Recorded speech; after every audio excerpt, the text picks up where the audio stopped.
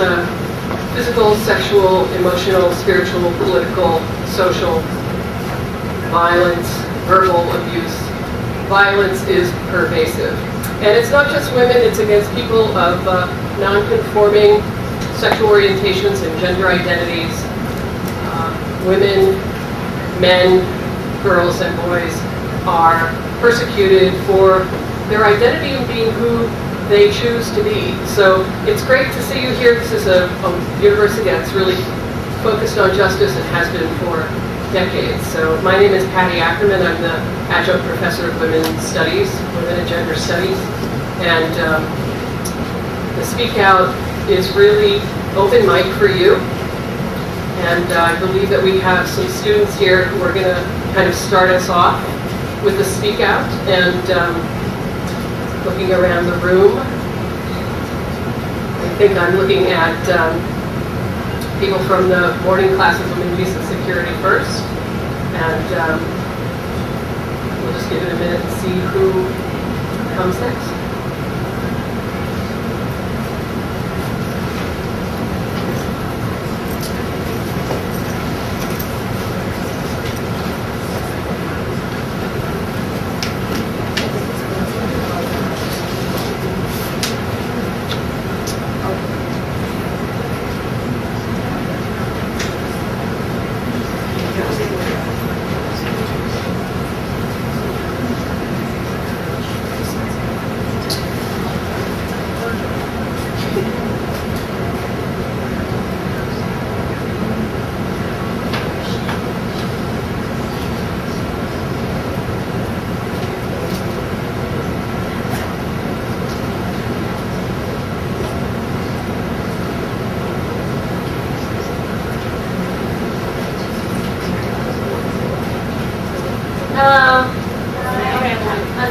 Well, I didn't really want to go first or at all, but I figured I'd start because it's awkward if someone doesn't.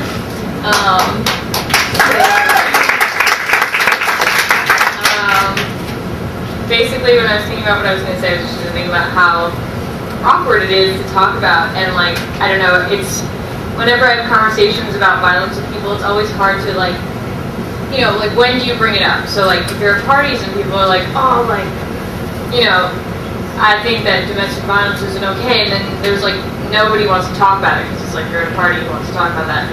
But then it's like, when is there ever a good time to talk about it?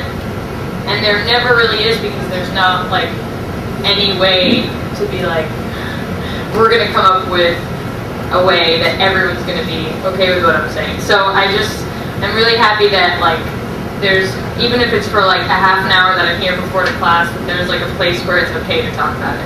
So, thanks, guys.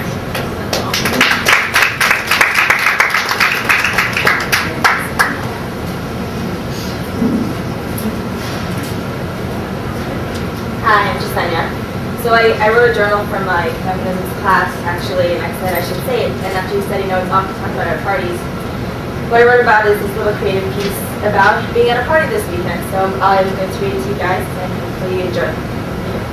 The title, there's some, I guess, offensive words, so I'm sorry if I offend anybody. It's titled, You Have a Great Ass. Part 1. I'm at a high school reunion party, sitting on a couch talking with Pat. John and 2 other guys come up to him and raise their beer cans for a toast. They disregard me. Pat is confused. You guys told me I could have a beer. I tell him. They're trying to cheers with you. He looks at them confused, then they look at me, then they cheers. I can tell Pat is a bit uncomfortable because he and I both know that they're cheering because they think Pat just bagged me. Little do they know that I was telling Pat about my feminist ideals. Part 2. Joe. Bye, Jess, I'm leaving. I hug Joe, my elementary school crush and friend, then nod to his friend Travis. Travis. She's coming with us. He turns to me. You're coming with us. We're going to grab food. Thanks for asking. Nice to know that you see I have my own voice and my own opinions. Joe knows me and has this dude, not with this chick, not this one, look on his face. Me. I respond to Travis. I don't like fast food. Thanks anyways. Travis. Why don't you want to come with us? Me. Because I'm enjoying my time here. I point to the couch I was sitting on. A guy named Pat is there. I was talking to him. I say goodbye again and sit back down. Travis stands there, staring at me with a grimace. Travis, you have a great ass. Like, it's really nice. I'm just putting it out there. I know other guys want to say it. He stands there in front of me, staring. I fucking me. He's raping me. He doesn't even know it. I say, thanks for announcing it to everyone. I work hard for it. I do CrossFit. Half hoping to intimidate, half hoping to move on to another topic. Mickey and another guy are standing next to Travis. Mickey tells the guy next to him, she's Colombian. Mickey then turns to me and asks, where are your parents from? Me, Colombia. My background is brought up. My people are eroticized, exoticized, sexualized. I am othered. Travis, okay Pat, you can have her this time. He raises his beer can mid-cheers fashion. Me, I'm pretty sure I made that decision. I was the one who decided to stay here instead of going with you because I was enjoying the conversation and the company. Just saying, I'm pretty sure that's my choice, not yours. So fuck off. I wish I had said that last part. Travis smiles, continues to stare. I fucking me, raping me. I say, are you mesmerized by my ass? Travis laughs as do the other guys around. He leaves, giving Pat another smile, as if he bagged me. Part 3. I'm objectified, eroticized, exoticized, sexualized, and othered. You have a great ass, but what about my face? Like, it's really nice. As nice as my personality? I'm just putting it out there. Do you think I hadn't noticed? I know other guys want to say it. Yeah, and touch it, abuse it, maybe their own. This is my ass. It also comes with the face, arms, legs, stomach, uterus, ovaries, and vagina. It comes with a brain, a personality, and a character that's strong and resilient, courageous, and self-loving. Yes, I have a great ass, but I'm also a great woman. My ass is barely the beginning.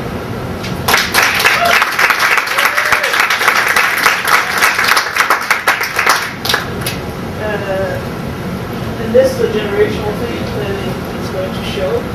Could you explain I fucking? This is something new to me. I fucking. What is it? It's just like when someone is standing in front of you, or I mean, mostly for me, it's like with men, and they just look at you, and you are kind of. He was literally just the guy that I was talking to. He was standing there, just looking at me in front of me while I'm sitting on the couch, just like looking at me with a grimace, and I could tell he was kind of probably visualizing something, or like in a very sexual manner, and it just made me feel very uncomfortable. So I was just like, dude, like, are you mesmerized by my ass? And I said it in front of everybody, everyone just laughed. But yeah, that's what it basically is. It's just an intense form of staring at you, like an unwelcome stare that's sexualized usually.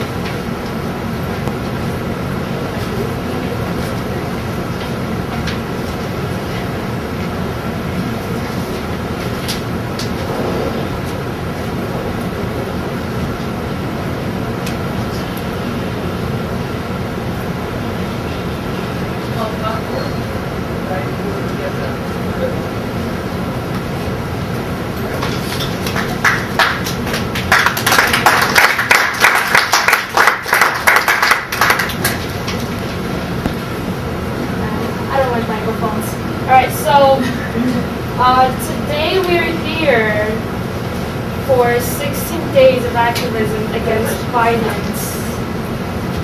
And who commits this violence most of the time? Men do. And there are there are a couple men here, like 5 maybe? Maybe 5,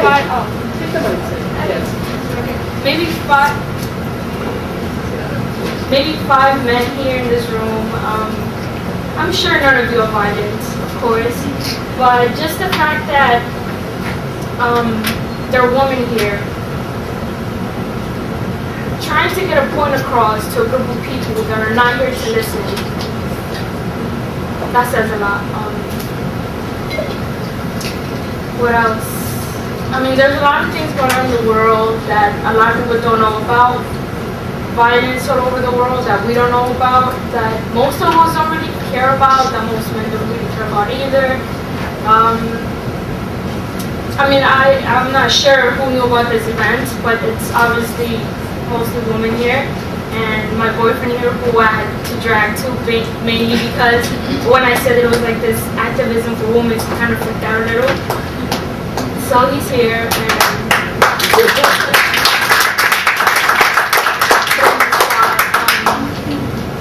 yeah, so there's a lot of things to be said.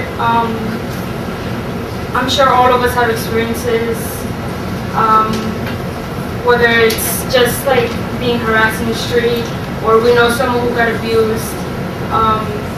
In general, just anything. I'm pretty sure I'm gonna come back up here later after I hear something.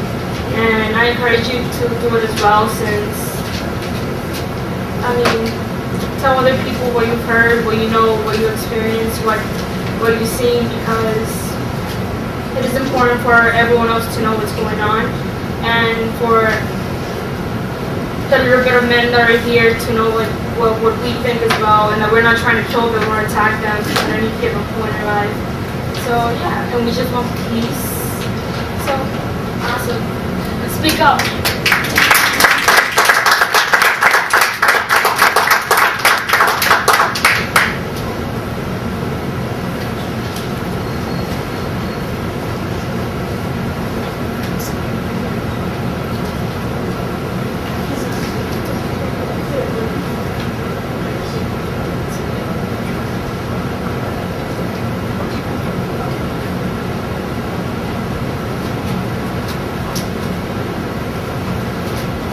Welcome, everybody. Welcome, students, faculty, whoever is here. I also wanted, my name is Sophia Sargent. My organization is Women Beyond Survival, and I deal with the plight of women and children affected by war and conflict. The end result of this is heart-rending. Most of them have been raped, mutilated, maimed, and killed. So what we're dealing with is a very unpleasant situation and the aftermath. We need to stop it before it gets to that point. Let me go over with you Resolution 1960 in case people do not understand what Resolution 1960 is all about.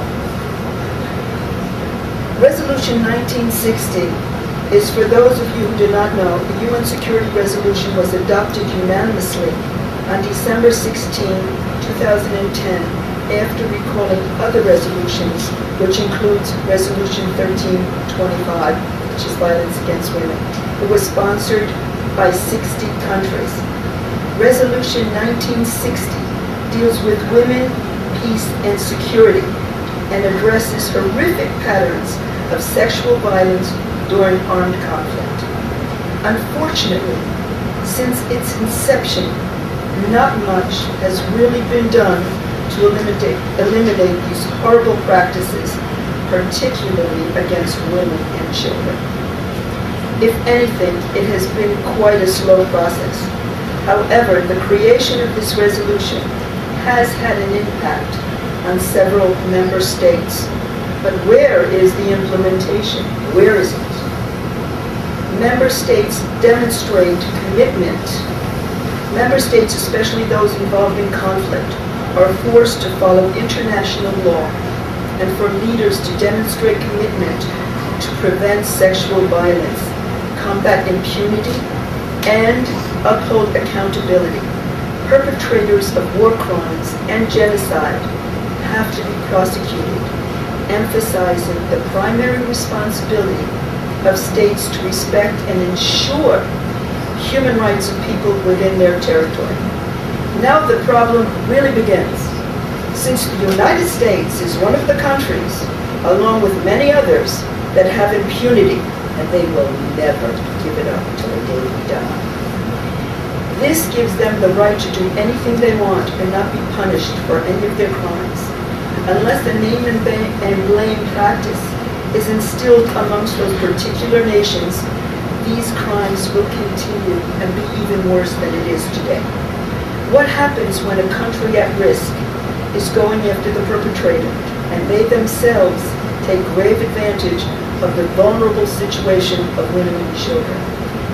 The victims then have to fear their own military as well as the enemy. Where do they run? Where do they hide? The United Nations then steps in, and then what? The peacekeepers themselves also are perpetrators. This is a vicious cycle. The cries of rape and instability resonate throughout the land with no escape, no hope, and no tomorrow for those suffering from war and conflict. When they run to a host country and are put into a refugee camp, then what? Protection is not there, especially when the woman or girl child goes for firewood.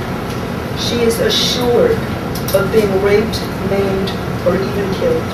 The same holds true when one runs to another part of their own country, internally displaced persons.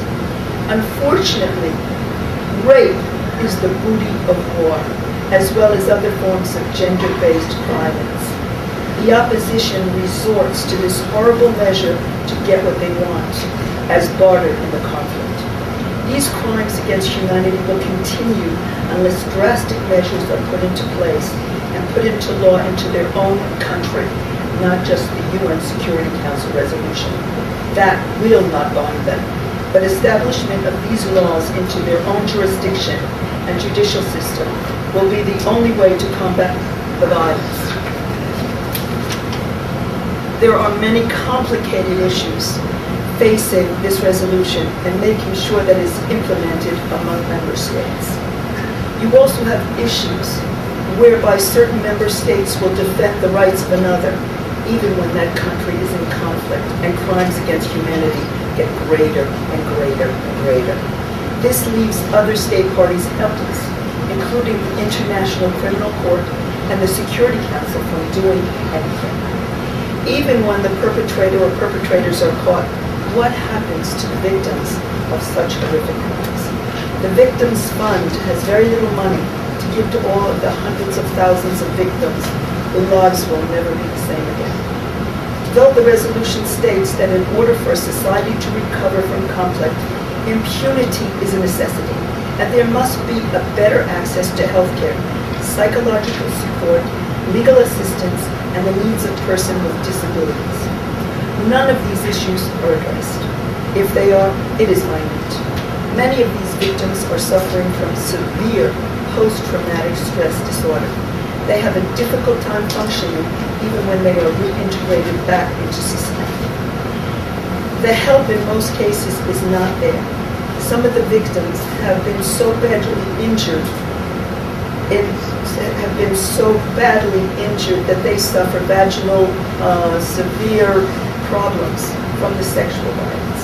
They have become mutilated and maimed, as well as being an outcast in society because of other issues that have occurred during this horrific act of gender-based violence. In some cases, they have HIV and AIDS as a result of the rape. Some have no idea they have the virus. This is due to fear of reprisal. Again, who do they go to for help? What doctor and where, when access is almost impossible given their situation? Who do they trust? After World War II, genocide, the world said never again. It has happened again and again and again after that. The good thing is that the Security Council and the Secretary General of the United Nations called for an end to all acts of sexual violence. Any party or parties suspected to be responsible for acts of rape or any other acts of sexual violence which the Council would use to engage with the parties or take action against them, the list would be made public. Again, this is just part of the cure. Where is the implementation of such acts? It becomes an eddy, round and round and round with no ending. The Secretary General has been asked to monitor countries in conflict and their behavior in order to ensure full transparency. This again has not been realized. They know who the perpetrators are in the various countries, but nothing has successfully been done to stop it. This is a very positive note to the resolution. States were asked to deploy a greater number of female police and military personnel in peacekeeping operations. The Secretary General was asked to strengthen the policy of zero tolerance on sexual exploitation and abuse of United Nations personnel and report regularly the Council on progress in implementing the current resolution. I speak to you here now because all the resolutions of the United Nations, the United States has signed none of them. They have signed none of the conventions. And there are other governments that have done the same thing. We are facing, in Central Africa alone, Central African Republic, 3,000 rapes. Chad, how many thousands and how many times? 20, 30 times. How many times? 40 years of war. And then you have DRC, which is also in Central Africa. And those women today are being mutilated, and mutilated, and mutilated. And everybody knows who the perpetrators are. Has anything been done to stop it? Nothing. Look what is going on in Syria. Because of Russia and because of China, nobody can do anything to stop the maiming and the killings. This is insane. We have to reach out to do something. And we have to write letters. We have to stop this. Because resolutions are not enough unless the law is put into their own country and established with the Rome Statute as law. Otherwise, it doesn't bind them to anything. It's just a UN resolution to most countries.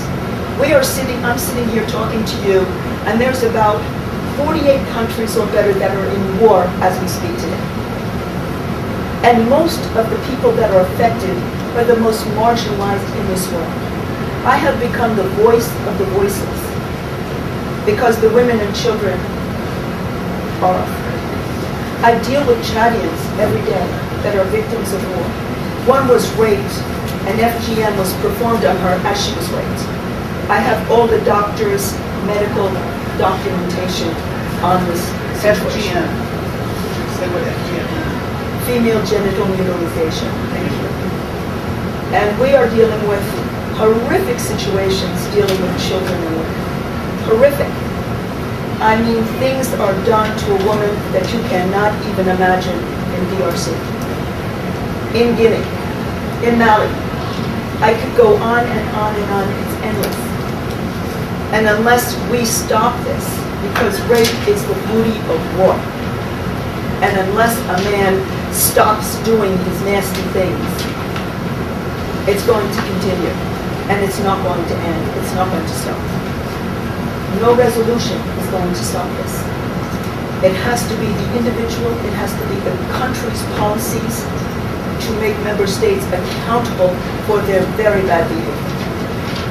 And I suggest writing letters and doing whatever is necessary to stop gender-based violence and to write letters to countries and research the countries that have impunity.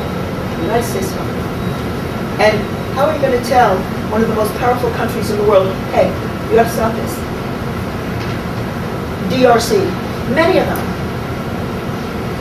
I mean, we are dealing with situations with armed conflict in many parts of the globe, including child soldiers.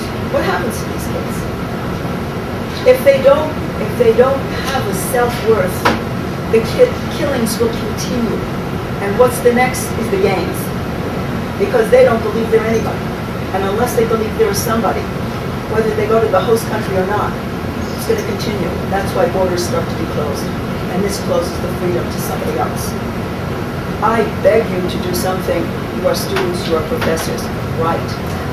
You don't have to do anything violent, but the pen is much mightier than the sword. And we can do something. You are students. You are the future of tomorrow. When we're gone, you need to do something to stop it, or you're the next victims.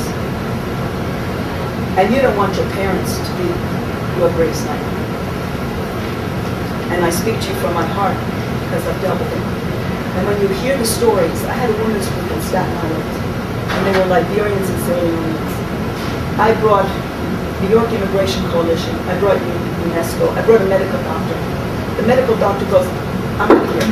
I said, what do you mean you're out of here? She said, I can't deal with the stories. They're too heart-rending. I can't take it. And one woman talked about her son, who was so excited that her mother was sending money to go home.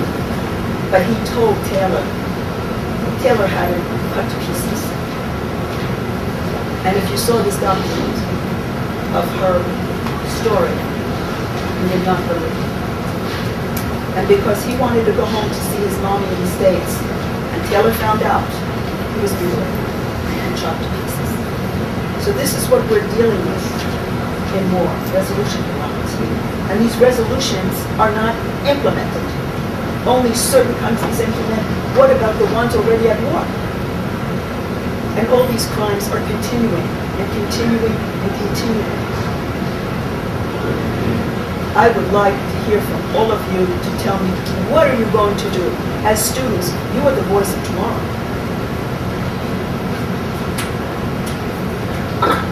Thank you very much.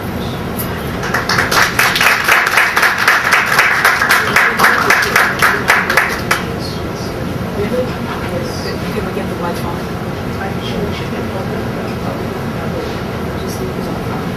If we can get it fixed, I do have images when I was in Central African Republic, all of these women and children were raped. Maybe we could have a few students speak and then come back. Would that be okay? That works. Absolutely. Excellent. Because that'll be a wonderful opportunity. They have to come out of classes. No problem. Let me get out of your way. So sorry. Okay, no.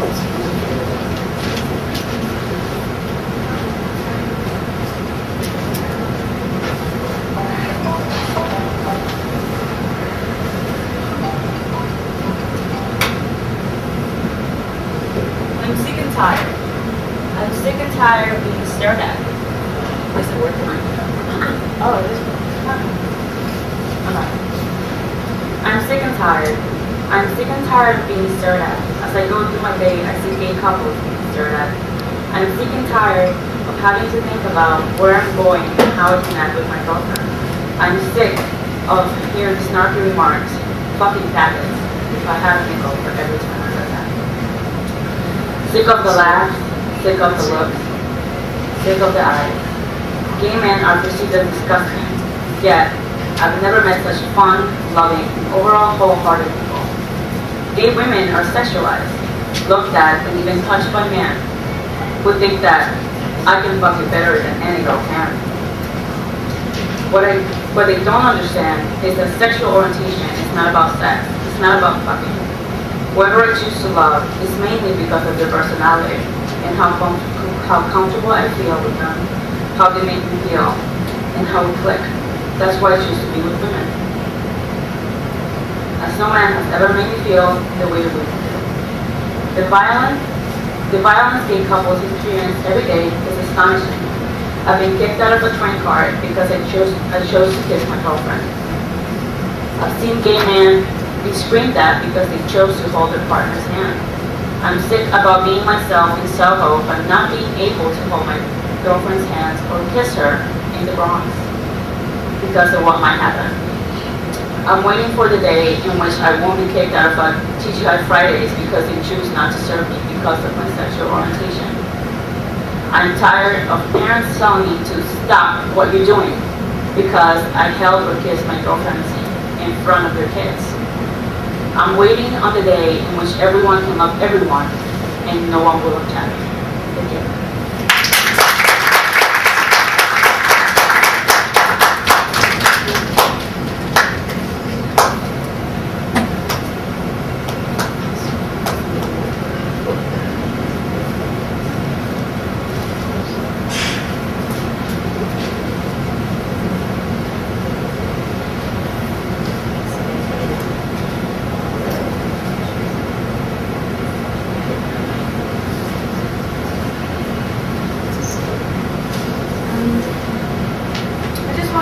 On the whole idea of conflict resolutions and the idea that we should take concrete actions to help women in war situations. And like the sister was saying, I think that it's important to recognize that these conflicts not only have to be known, but they have to be regulated and enforced. And I want to bring to light the conflict, the resolution 1325, which first understand that women must have power to participate equally in all efforts to maintain and promote peace and security. And second, that world leaders should recognize that women are more exposed to physical violence than men, especially in interstate conflict, and that they should bear inordinate, and that they do bear inordinate burdens in conflict. Hence, special efforts should be needed to protect them from physical violence, sexual violence in particular, and help them overcome burdens. I just want to speak about how it should be, how we should recognize peace as an alternative to war making, and how, like we were talking about in class, how peace is a real word, and people just dismiss it and say, well, we're never going to get peace, but we should actually look towards it and say, what concrete goals, what concrete measures can we take to enforce and make peace? And I want to quote Hannah Arendt, who says that, she says that the chief reason that we go into warfare is not like a secret death wish of the human species or an instinct of aggression, nor is it economic and social dangers of disarmament. Rather, the chief reason for warfare is that there is no other alternative for force in the international sphere. And so we should look to peace and undo our emphasis on militarism and maintain that women should be considered at the peace-making table. Thank you.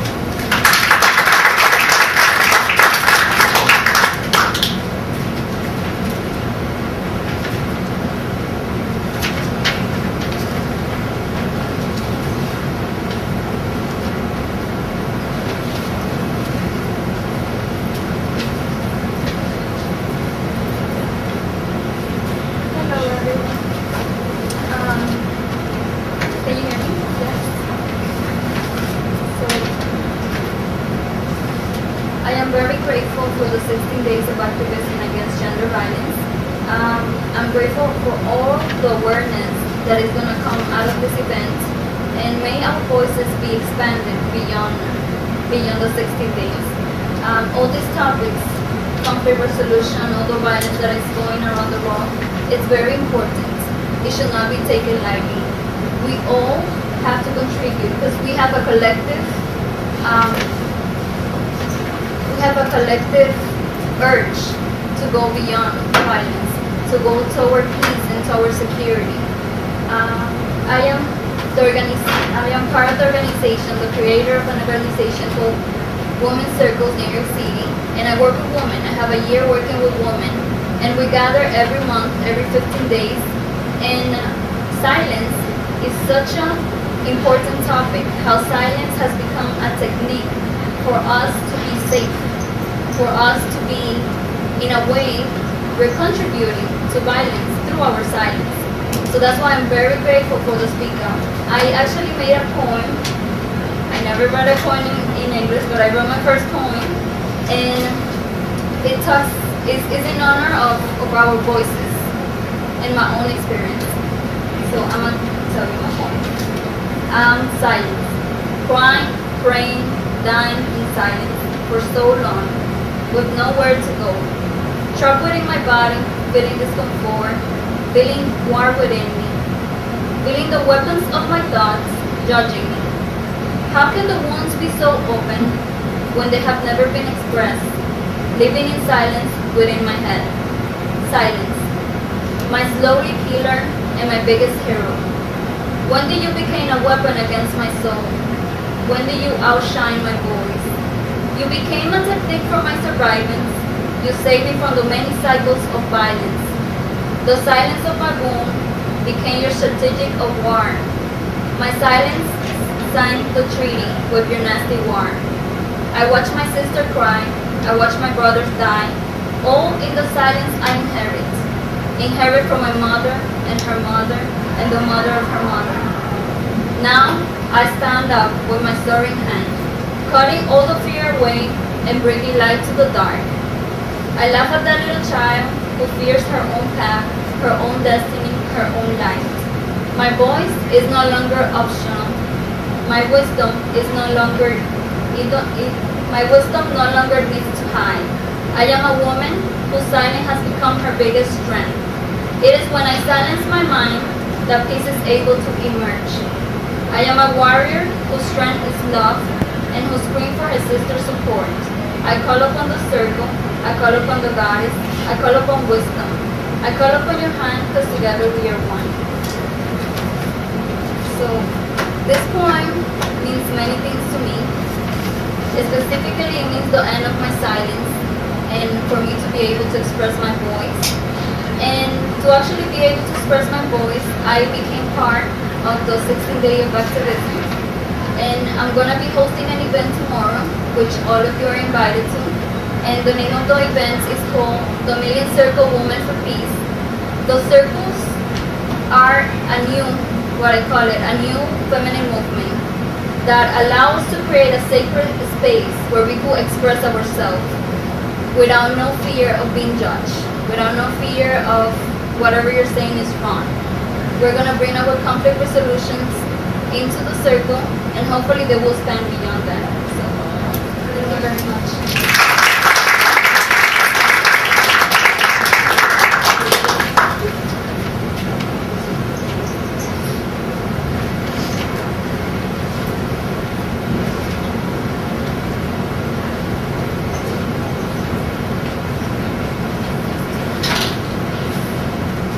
Hello, can everyone hear me? Yeah. Hi, strawberries and ice here. Kind of up here, not too kind of shy, but I'll try to get through this. I'll do more related to the topic of everyone. I'm a huge gamer, and it's about gaming and sexism. And particularly with women who play games. Sure, who here plays like any game at all? Xbox, PS3, and have you ever faced sexism online or at home, hang with friends at all, saying, oh, you're a girl, you don't know how to play this game, or you suck at this, you shouldn't be playing this game? And it's amazing, and it baffles me how it happens. And I will be one, I have maybe done this in the past, and I feel ashamed, and I apologize for that. But looking at it now, after getting my ass handed to me, and Call of Duty, and games like Street Fighter, it shouldn't be more about gender, but how skilled you are. And still, it shouldn't be about how you're a girl, you should be playing this, go back home, make a sandwich, or you don't belong here, you belong in the bedroom, naked. No, it shouldn't be that. It should be, oh, you're a good player. I've never seen anyone play like that. Nowadays, it wasn't prominent. You haven't seen a lot of females in the arcades playing online. But now you see a lot more females skilled than more male gamers. Especially like these big games like Call of Duty. And every time, I've actually seen them playing like online, I hear a girl's voice, and then everyone's like, oh, it's a girl, hey Mark, I get your number and all of that. Oh, what's your gamer time? Maybe we can hook up and link up. Game time's like, you just can't enjoy the game, can you? And I know it's not maybe like a big topic, but it is still something that should be addressed, and I feel like it should be, because I'm here getting headshotted, and then I hear a girl's voice, and I may get tight, but I recognize skill. And it should be about skill than gender, so I guess that's just my little piece here. I'm still currently nervous up there, but thank you for listening.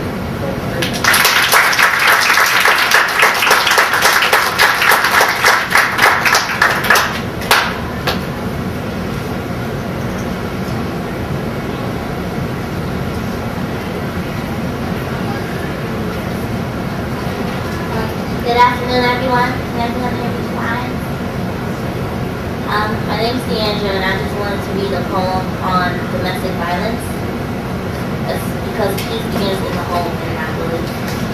I did not write this poem. It's actually a song by a rapper called The Roots, and the song is called The Return to Innocence Lost. Muffled sound of fist on flesh, nose to chest, no breath, air gas. You ain't nothing but white trash, bitch. With each hit, each kick, each broken rib, crack, crack. Bones are crying, mommy's crying and bleeding. And then, daddy wants to fuck, dick hard, swole with power rush. And if that wasn't enough, mommy 7 months heavy with birth, as daddy grunts and curse, drunk nothings in her bloody air. First lullaby, first son, will ever hear, and never forget. Mommy's almost bled to death when she had him. Finally, she'd already lost 3. Uterus bruised, shredded and weak from being daily beat. And Friday nights were the worst, and Daddy never came with flowers.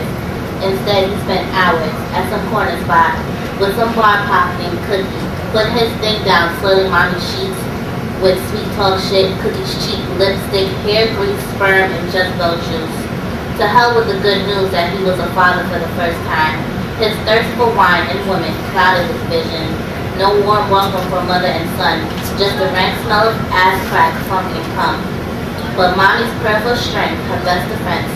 She burned the dirty linens, made a fresh bed, lay sleeping first son down, and never made a sound, as she purged her scourge with birth blood and quiet tears, watching her fears and love and sacrifice lie there in his soft skin and new life, breathing, dreaming, fresh from God's eye, Mommy's little survivor, like her.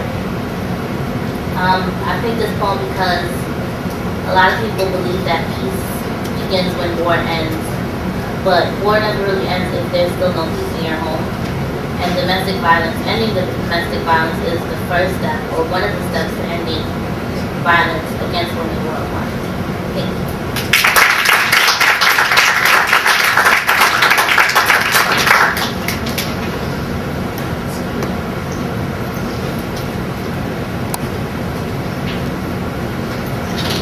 That, throughout the nation, and that really kind of impacted me, knowing that, like, maybe one of my friends or maybe one of you guys, like, that can happen to you guys, and then they don't really stress it. They just tell girls that just be careful when they go out to be with groups, and they never really tell the guys, like, don't do nothing stupid, like, take care of your friends and like control yourself.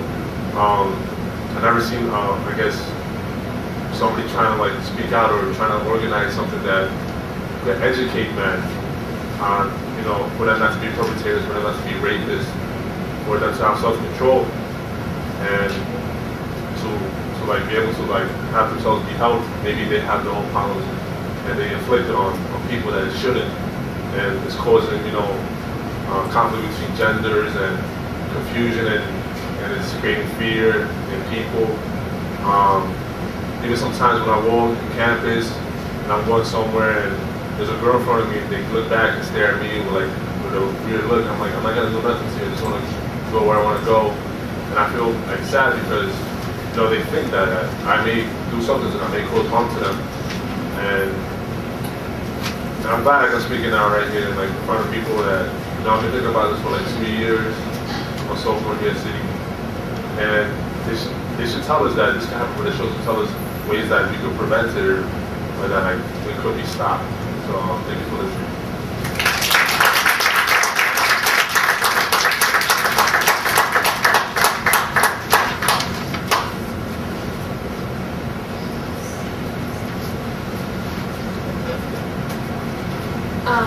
First of all, I'd like to thank everybody for coming to this program, and I feel very happy today that I can stand up in front of all you people and share the same feeling.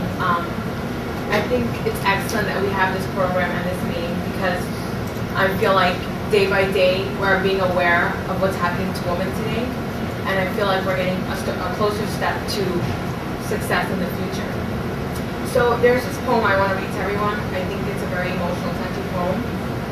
It's personally, it's for a friend of mine who's been raped before, and I'd like to share this with you guys. It's called I Trusted You.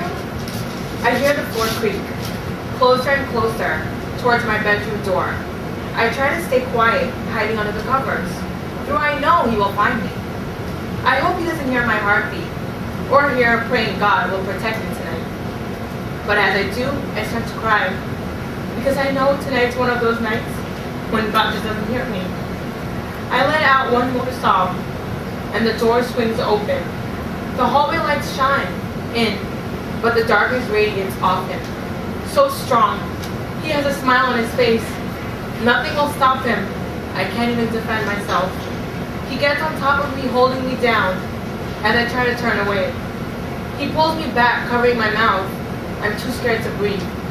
A few weeks pass by, I hear him moaning my name. While stumbling around the house, closer and closer, he's walking towards me. Now he is on my bed, and before he even touches me, I begin to cry as I wonder, where is God tonight? This time I fight back.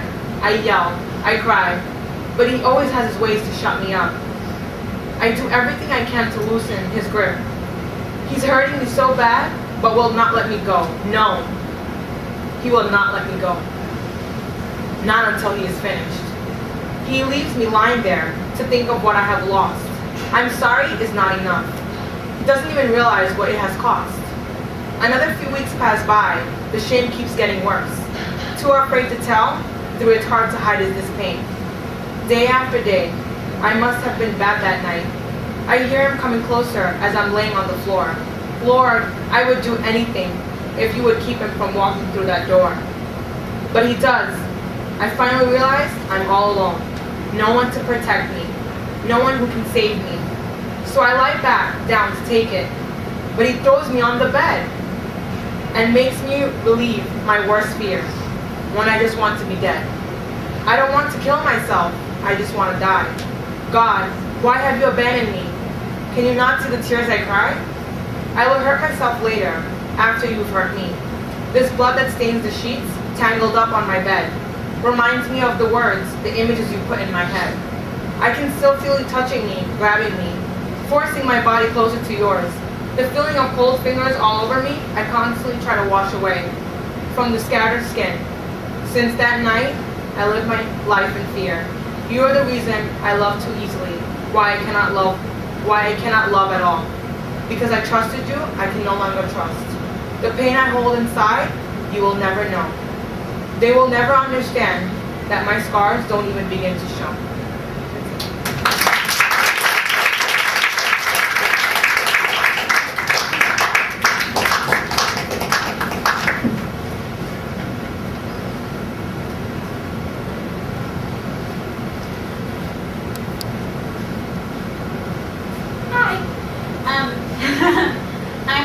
I'm just going to talk about a little bit the broader idea of human rights and humanity and just treating each other like human beings.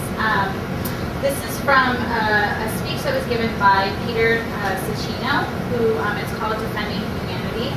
And just a little background about him. He was a Jesuit priest and was actually kicked out of his order because he supported a gay student who wanted to show a piece of art that represented his homosexuality, and he was asked to leave the order, and then he went into public interest law and became a lawyer afterwards.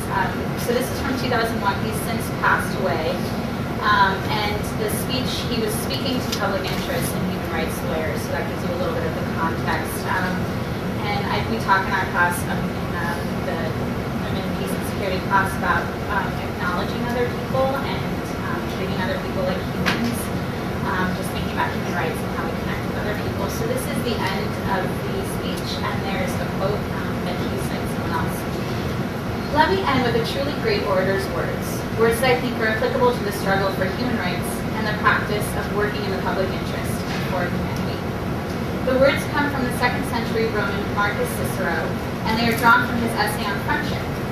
Cicero was responding to an argument he associates with the Epicureans, the argument that we should not befriend others, much less the poor and suffering, because they will only add to their troubles to our own.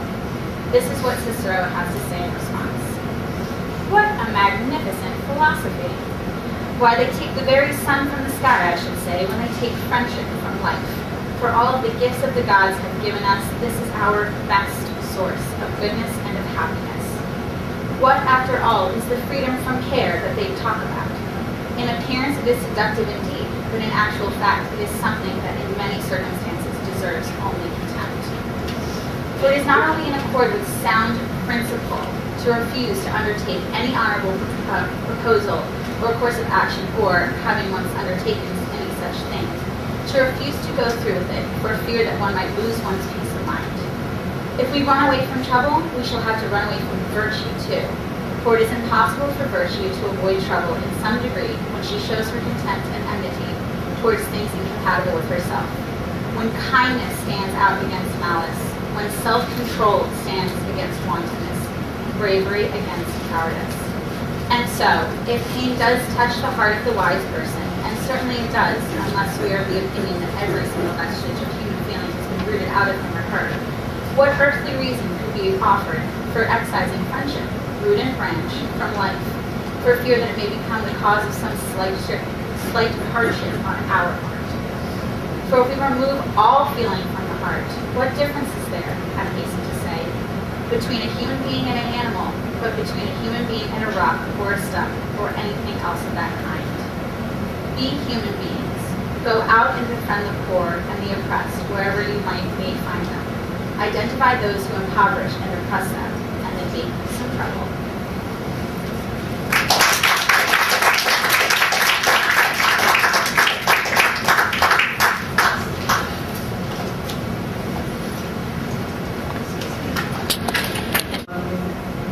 Raisa Castillo to come up and speak to us about the legal aspects of gender violence. Ms. Castillo migrated here from the Dominican Republic when she was 13 years old, and she superseded many said obstacles. She received a law degree from New York. Good afternoon.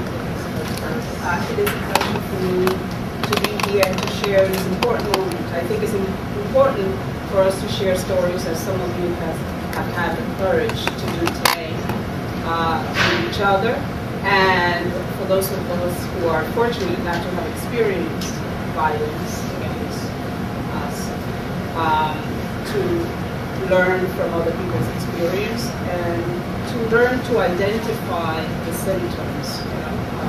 That's one of the things that I do with women is it's not just to help women who are victimized, but help those of us who are not victimized assist victims in terms of identifying the symptoms. Not many victims share the way that some of you have shared today. That this is a rare thing, and so I commend you for doing that. It takes courage to come up here and share your experiences. In terms of the law, which is what I'm here to address, and I want to thank the organizers for inviting me here. In terms of the law is funny. The law is supposed to lack the emotion, the humanity of addressing problems. What the law is supposed to do is precisely that: address the problem, find a solution that is a solution for everyone, and that's very difficult to do. For the law to be designed in a way that addresses all the potential problems that violence, particularly violence against women, raises. In terms of the national opportunity and attempt at addressing violence against women, we have an act. It's called the How many of you are familiar with the Violence Against Women Act? Okay, a few of you are. I deal with this act in the context of immigration. What it does, it protects women in the sense that women can find sort of a shelter in federal law that stands for the proposition that if you, and I'm sort of both summarizing and sort of watering it down just to make it digestible, all right? What it does is that it protects women for denouncing an abuser, okay? So that they are not fearful of, in addition to being afraid of the abuser, being afraid to denounce him or her. Okay, there are some women who are abusing others and males. They are not afraid to denounce the abuser to the authorities. And so in the context of immigration, which is where I use it most often, a woman and a man, or a child, or an elderly person, regardless of gender, can actually petition for himself or herself if the person who's abusing her is the person with the status. So if you have a U.S. citizen who is abusing, typically is a woman, right? The husband is a U.S. citizen, is abusing the wife or the girlfriend. that person can solicit for herself. She can petition. Normally, you cannot do that. You cannot petition for yourself, even if you've been in the United States, even if you've been working, contributing to the government, to the IRS. It doesn't matter. You normally cannot petition for yourself, particularly if you entered undocumented, meaning you were not inspected at the border. Okay? You enter illegally. There's no way for you to legalize your status. You have to go back to your country if you get married and wait in line, as they say. Republicans like to say that. And you wait in line in your country of origin until you get a visa. And that's how you can re-enter the United States and get a visa and ultimately become a legal permanent resident. However, if you are married or about to marry someone who is a U.S. citizen and that person abuses you, you can petition for yourself, and you don't need to leave the country. Okay? Not many people know this, and not many people apply to get a green card by themselves. So, that knowledge is power. I would like those of you who are here to share with those who are not, to know that they can petition for themselves. It is a law that was enacted years ago. It was reenacted. And the reason why I targeted the Republicans was because the Republicans didn't want to renew the act. But it was renewed this year. And so women in particular can continue to become legal permanent resident of the United States by using what we call VAWA. Yes. If there are no visible symptoms or signs of the abuse, how does the abuser not defend themselves and say, I never abused this person, immediately they're trying to use this act to achieve? Well, the absence of signs, visible signs, right, of the abuse goes to two things. One, does the abuser then deny it? Well, the abuser doesn't have to get involved at all. He or she is not notified at all. That's why it's called self-petition. So if I am filing that application on behalf of that woman, I never inform the abuser that she's doing that. And neither does immigration. How does she? And then that's the second issue. Is if there are no signs, what evidence does she present with that petition? Because you do have to document it. One of the things that I advise people to do, if you haven't documented it in the sense that you haven't called the police, right? Then you get witnesses. They come to my office, we write affidavits, sworn statements that this is what I witnessed, this is what I saw. Maybe I wasn't there for the actual abuse, but she came over to my apartment next door and I saw it. And she has complained to me on numerous occasions. She's been afraid to go home and so on. So you can get sworn statements from neighbors, family members, children, anybody who has witnessed or who has come to know that you're being abused. And so that goes to the evidence. How do you show it? So you don't necessarily have to be scarred. You don't necessarily have to be bruised in order to prove that you've been abused. I might be mistaken, but I understand there are instances where perhaps a couple and there's an abusive relationship that they're both about to be deported, that they can delay the deportation. Is that true? Based on abuse? Yeah. That's cool. In the case that there's not like a citizen involvement, like okay. When someone, anybody, is in a removal proceeding, that's what we call it now, but it's deportation. When someone is in a removal proceeding, one of the remedies or defenses that one can raise is hardship. And so, in proving hardship, you can say, well, I have children who are born in the United States, who are of school age, who hardly speak Swahili, Spanish, whatever the native tongue is, and my relatives are here, my children will have nobody there, nobody can take care of them but me. And in addition to that, if we are both removed and sent back home, there they tolerate his abuse. That would be a way. It's not a guaranteed, successful application, but it can be. Yes.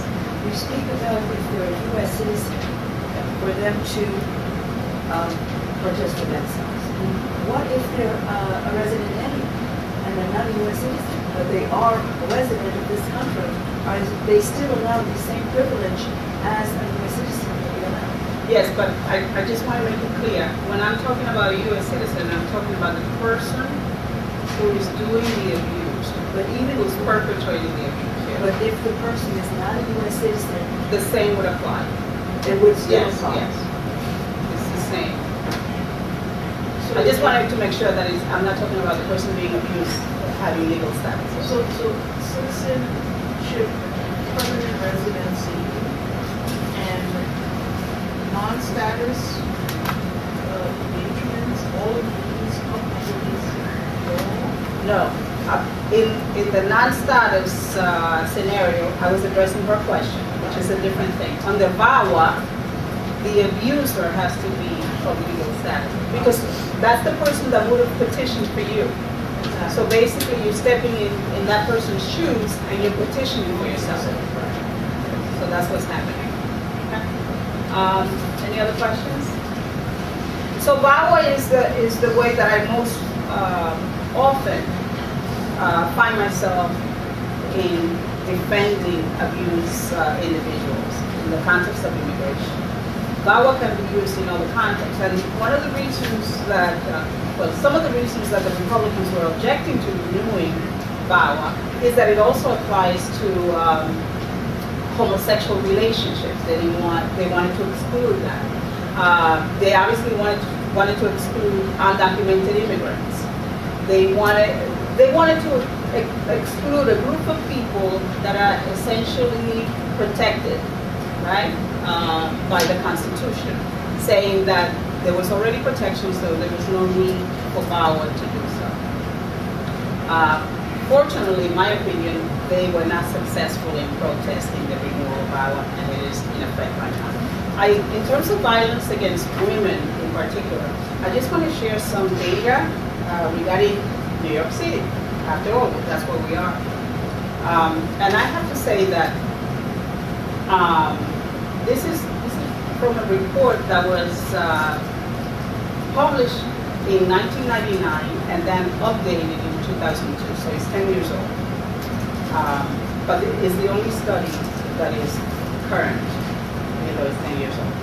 And it reads that in 1999, homicide was the second leading cause of death among women aged 15 to 19 and ages 20 to 24 in the United States.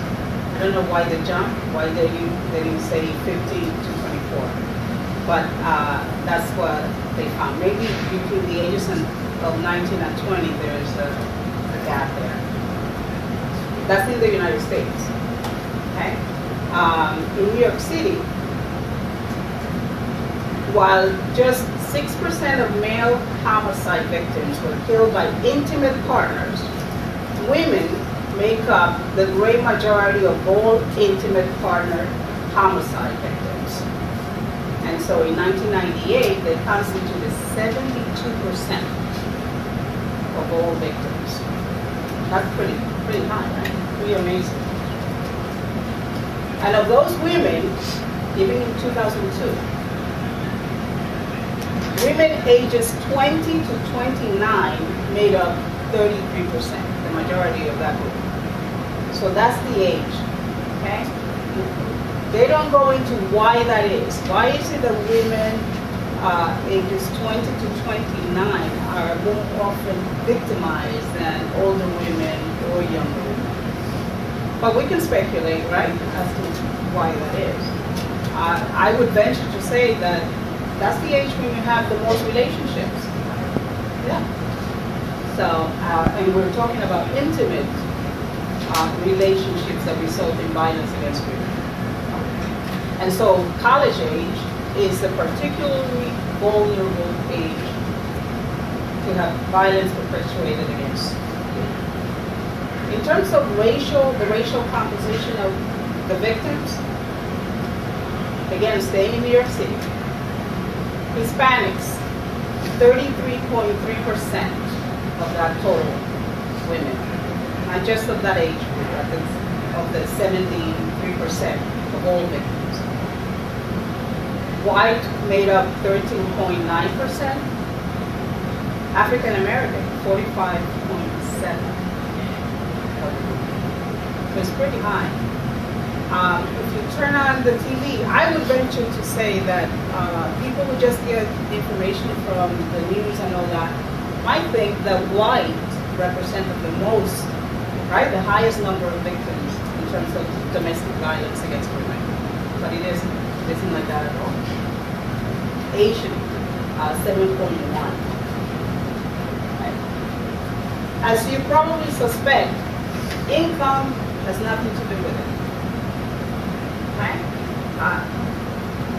Income doesn't, but money issues have something to do with it. Right? That's according to this report.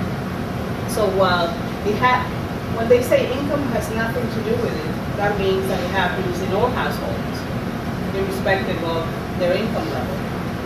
However, it appears that when there is money issues in the household, whatever the income is, violence appears or reappears. Okay, so it occurs more often than not when there is money problems in the family or in the relationship.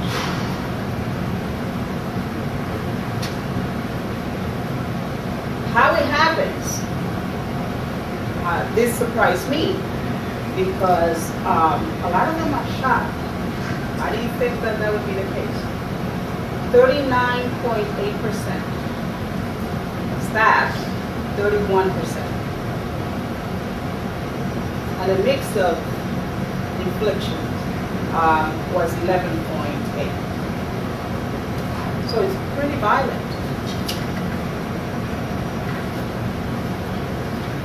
You would think that the violence mostly occurs within the context of a sexual assault, right?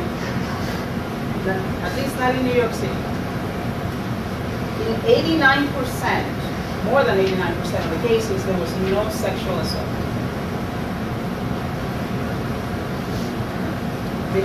And I think this is an important data because most of us grow up with the idea that you need to be ready to defend yourself against a sexual assault. I don't think many of us are prepared to defend ourselves against an assault, period. Right? And we need to do that. I don't want to, there's a lot of data in terms of New York, but I don't want to use my time. Yes? Do they say if the assault issue is not sexual, what is it said?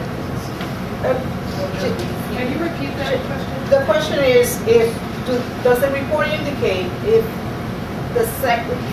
sex is not the motive or doesn't take part during the assault, then what is, right? It doesn't indicate that. Like I said, they looked at factors like economics, money issues, but no. And frankly, having dealt with some victims, I think even the victims themselves sometimes don't know why it's happening. I would venture to say that even the abusers, right, it's obviously a problem. I think if they were able to analyze themselves and look into it and know why they're doing it, they would probably stop, right? That would be the beginning of the solution. But so I don't think that they would get an answer in a survey about that. I think many abusers would say that they're, I'm beating you up because you called that guy, or because I told you to be here at 3 and it's 5 o'clock, right? They would say that. That's not a reason for beating somebody up. So I think that what they say is not necessarily the actual reason. There's obviously psychological, deeply rooted problems. What I like to do is to talk a little bit. I don't want to leave here without telling you a little something about orders of protection. How many of you have ever filed an order of protection or have had one filed against you? Anybody? Okay, a couple of you. This is unusual. It's more and more the case that in a group of 30, about 5 people would have dealt with an order of protection. That's good and bad. It's good that people are aware, right, that they can file for an order of protection if they want to keep someone away. That's what an order of protection essentially is, right? It designates how far a person must stay away from you if you have it, in your favor. So more and more women are going to the police, going to court, and getting orders of protection. The problem I see with that is the orders of protection sometimes are trivialized by the frequency with which people get them. It's not that difficult to get an order of protection. And women have fought really hard to make it easy. Because it used to be that a woman would call the police and, they would say, my boyfriend is beating me up, and the police would not take it seriously. Obviously, some women had to die for them to begin to do that. And so the obvious consequence is that you can easily get an order of protection. But everybody can easily get an order of protection. And so even some abusers are getting orders of protection. Okay? So that's the problem. Okay? It's being overused. And with overusage comes a relaxation, I would say, on the part of the authorities. And so when you call the police and you say, I need an order of protection, my boyfriend is saying, oh, you're only doing that because he already has an order of protection against you. Okay? Because he was smart enough to go first. And so the concept of whoever comes first, the police's mind, is there. It's like the person who comes first has more credibility to the police. The second person is actually calling us or coming here seeking shelter because they already have one against. So in retaliation, in defense, or whatever. So they don't take that second person seriously. You have to do a lot to be taken seriously if you already have an order of protection against you. And I see more and more boyfriends, husbands getting them. Let me share this story. Boyfriend goes and gets an order of protection. And by the way, boyfriend is my client. Okay?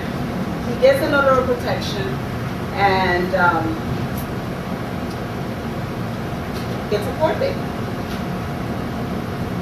Based on what? When I read the affidavit? Based on the fact that the girlfriend called him and said that she was around the corner and that she knew that he was there with a guy, with another woman. I can see you, you're there with a blonde. I'm gonna go and pull her by the hair. Go there, meaning his place of business. So it was not even his home, okay? I'm gonna go there and pull her out by her hair. And some words that I'm not gonna repeat. That was the complaint. And based on that, he was given an order of protection. Did the girlfriend make the phone call? Yes, she did. Did she say that? She says, no, not really. Let's assume she did. She was in Florida. So first she couldn't see that. Maybe somebody called her and said, there's a blonde in your boyfriend's place of business. But he knew that she wasn't around. That's the point. He knew she wasn't around, so she couldn't carry out the threat.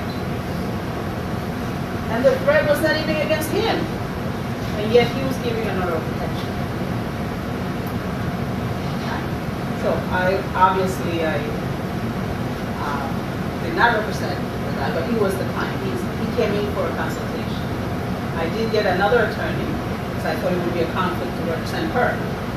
So I got a friend of mine to represent her to make sure that that's not on her record, right? Because that's what happened.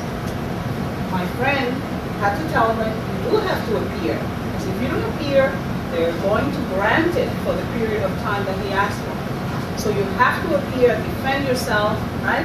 Tell them about the impossibility of you carrying that out. If you're saying you didn't say that, obviously you have to tell them. And so we got that order to show, order of protection dismissed. So orders of protection have become trivial in some respect, but they're still important in that they stay in your record. It's a record. So you have to take them seriously.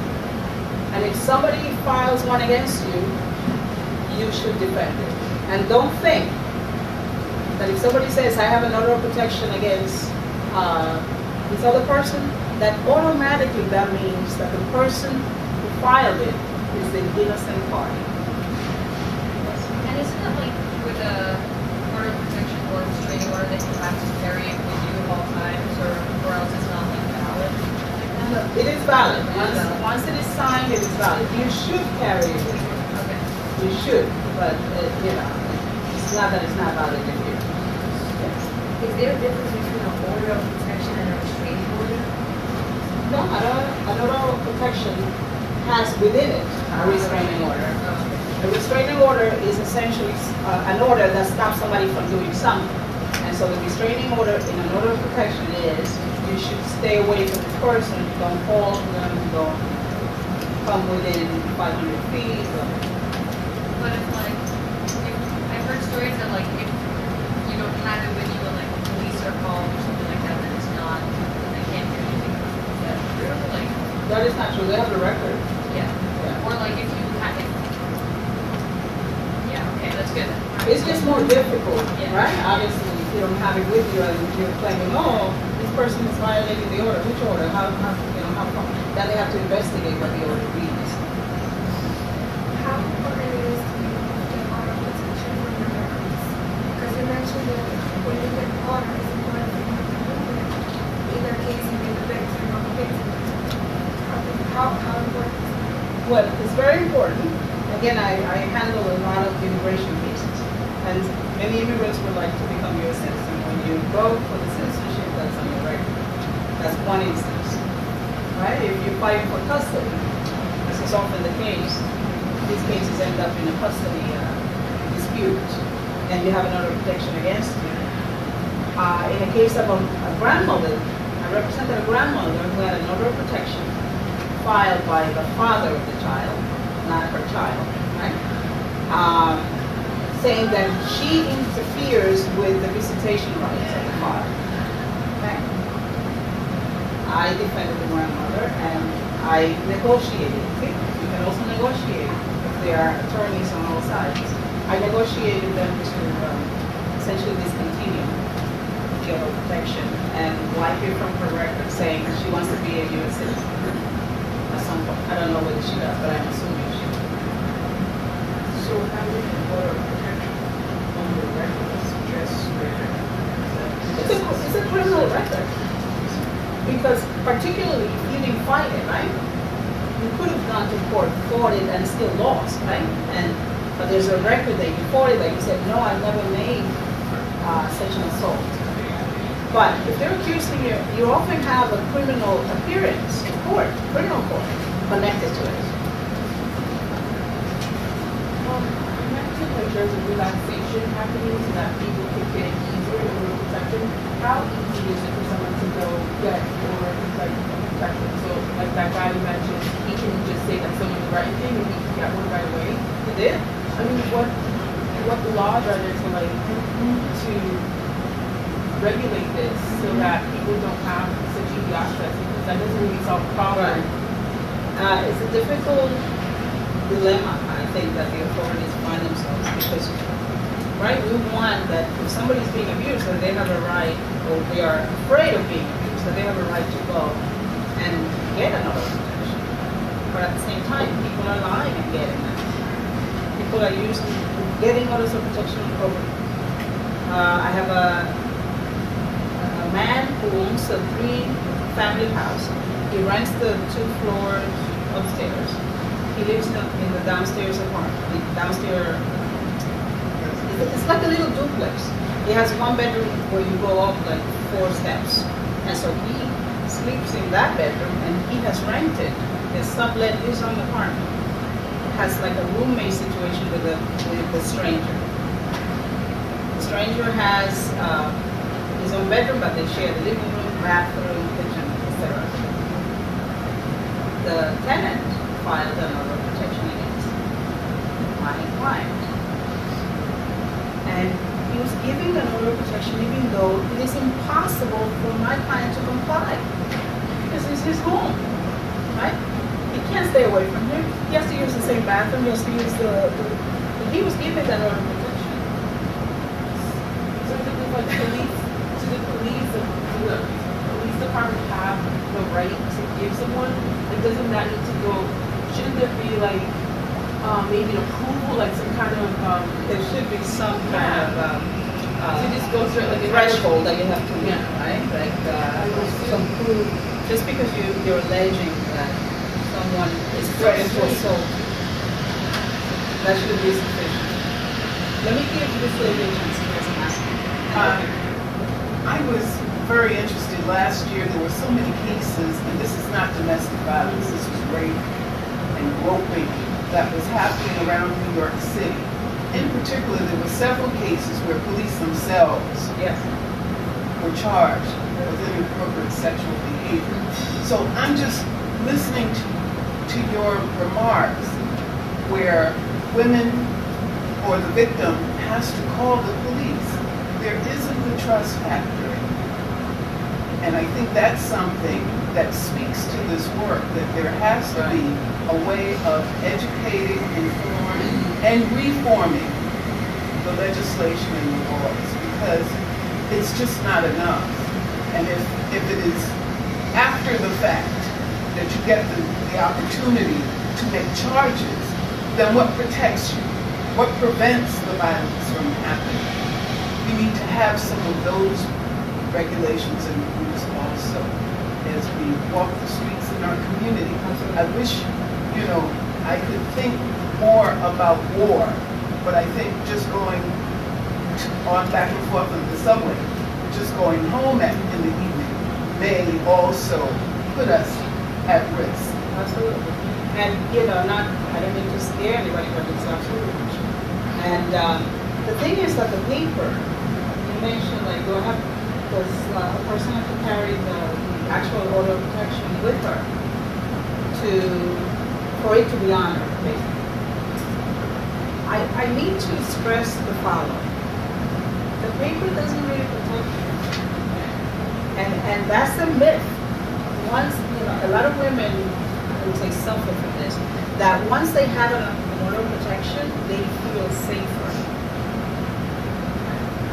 But it doesn't guarantee that there's an officer waiting for your call who would run and save you now. So in a way, it's a way out for the authorities, right? And you're still in your mess. So, I don't want to discourage anybody from getting an order of protection.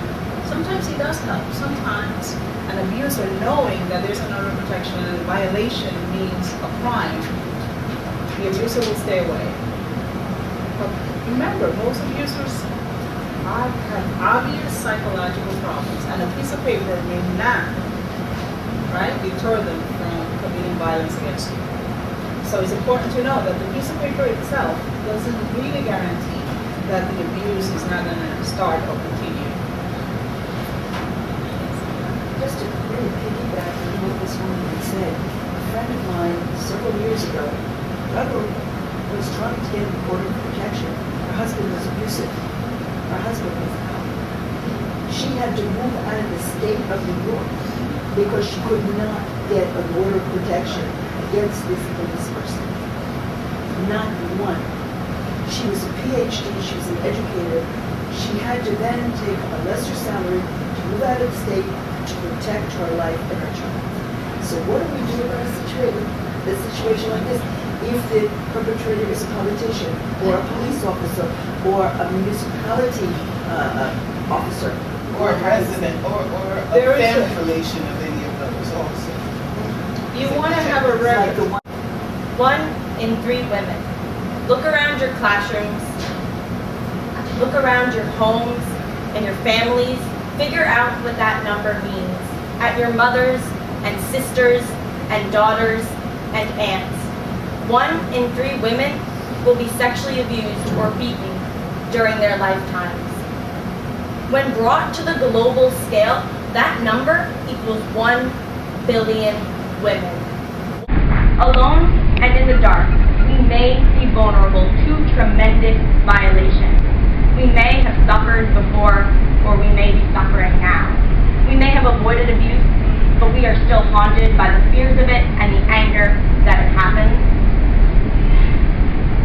Alone and in the shadows, we are powerless to it. But together, as 1 billion women, as 1/3 of the entire female population of the planet, we cannot be ignored and we cannot be made vulnerable. There's too much strength